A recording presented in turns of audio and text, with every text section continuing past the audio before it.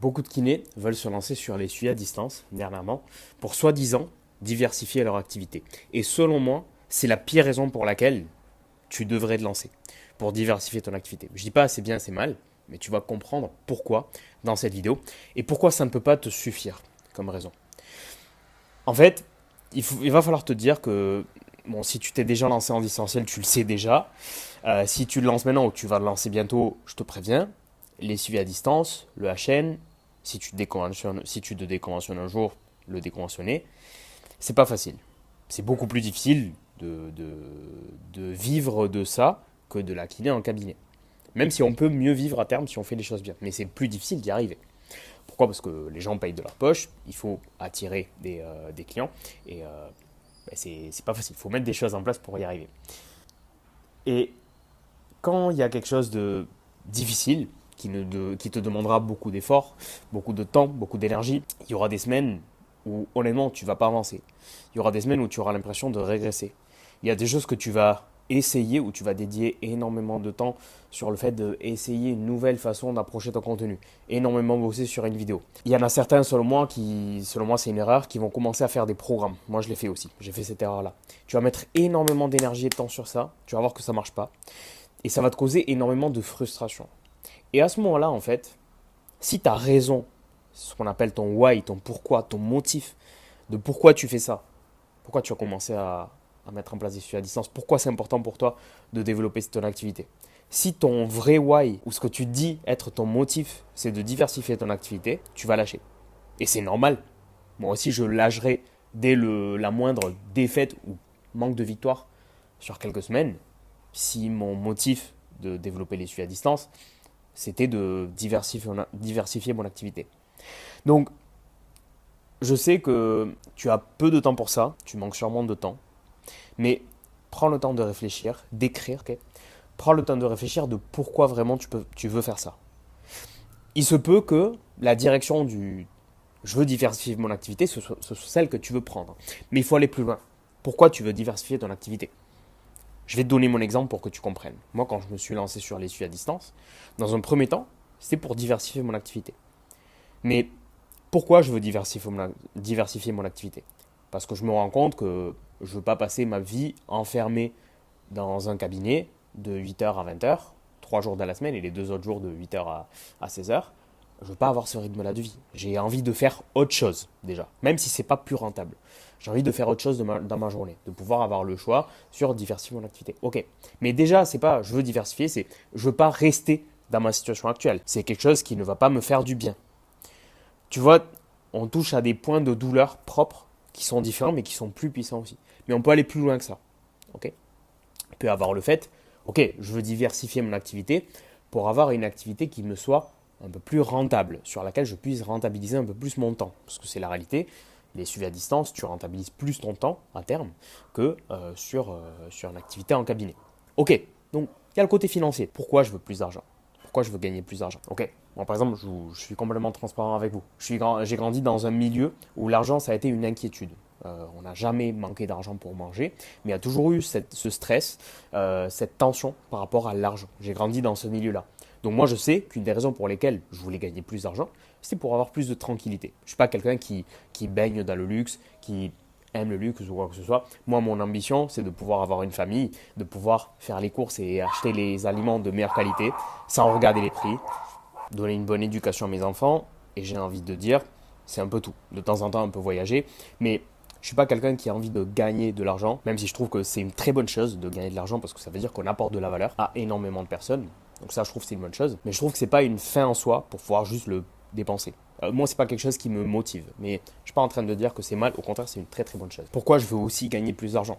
Mais pour pouvoir donner plus de sécurité à mes parents. Pour qu'ils aient pas à compter les euros à la fin du mois alors qu'ils ont pris leur retraite et qu'ils ont bossé pendant 40 ans. Donc je veux les aider sur ce côté-là pour les remercier aussi pour tout ce qu'ils ont fait pour moi. Donc tu vois, ce n'est plus je veux diversifier mon activité. Ce n'est plus je veux gagner plus d'argent. Parce que je pense pas que le côté gagner plus d'argent, en soi, si tu t'arrêtes à ce niveau-là, ce soit un motif assez puissant, assez fort. Moi, maintenant, là où j'en suis maintenant, je pourrais me dire, je m'arrête là, en termes d'objectif de gain d'argent, parce que je gagne suffisamment d'argent comme pour bien vivre et pour pouvoir faire toutes ces choses-là, au moins pour moi, pour être indépendant moi, mais pas encore assez comme pour pouvoir aider de façon très importante mes parents. Donc, je sais que c'est quelque chose qui me drive à aller chercher plus. Pas le côté argent, mais le fait de pouvoir aider mes parents. Là, par exemple aussi, ma compagne a pu quitter son travail qu'elle n'aimait pas. Et du coup, on vit grâce à mes revenus à moi. Et on est tranquille. Donc ça, c'est aussi quelque chose qui me rend heureux, en toute honnêteté, de travailler tous les jours et d'aller chercher plus pour pouvoir nous apporter cette tranquillité-là. Pour qu'elle puisse avoir l'espace de créer son activité et qu'elle prenne du coup dans son activité à elle. C'est exactement la même chose. Si tu dis, je veux travailler moins de temps, je veux gagner plus d'argent pour travailler moins de temps. Parce que peut-être ton motif, ta raison à toi, c'est le temps. Le fait de passer moins d'heures au cabinet ou moins d'heures au taf. Ok, pourquoi tu veux gagner du temps pour toi? Qu'est-ce que tu vas faire? Est-ce que c'est pour faire plus de sport? Ok, mais c'est pas encore assez fort. Pourquoi tu veux faire plus de sport? Parce que peut-être que tu sens que tu es en train de te laisser aller d'un point de vue physique, tu sens que le rythme que tu as n'est pas bon pour ta santé, et là on a un vrai why. Parce que tu sais que si tu ne développes pas ça, si tu ne mets pas en place les actions tous les jours qu'il faut mettre en place pour développer ton activité, il va y avoir une conséquence négative. Par exemple, ne pas pouvoir aider tes parents, ne pas pouvoir donner la vie que tu veux à tes enfants, ou devoir avoir un rythme de vie qui peut être potentiellement négatif pour ta santé. Et là, c'est un vrai pourquoi. Là, tu as un vrai pourquoi, tu as une vraie raison à laquelle tu peux t'accrocher sur les moments où ça sera difficile. Parce qu'il y aura des moments où ça sera difficile. La plupart des moments seront difficiles, d'ailleurs. Moi, je pense que sur les dernières 3 années, il y a eu plus de moments difficiles que de moments faciles, de réussite et des victoires, même s'il y a eu beaucoup de victoires. Mais c'est des moments très éphémères sur lesquels tu profites, tu es heureux, mais tu apprends aussi à apprécier les moments difficiles. Tu apprends aussi à faire ça. Moi, je sais que là, j'ai vécu un mois et demi très intense avec la création et le lancement d'Elite Physio, mais j'ai énormément apprécié ce moment-là parce que j'en ai vécu d'autres avant.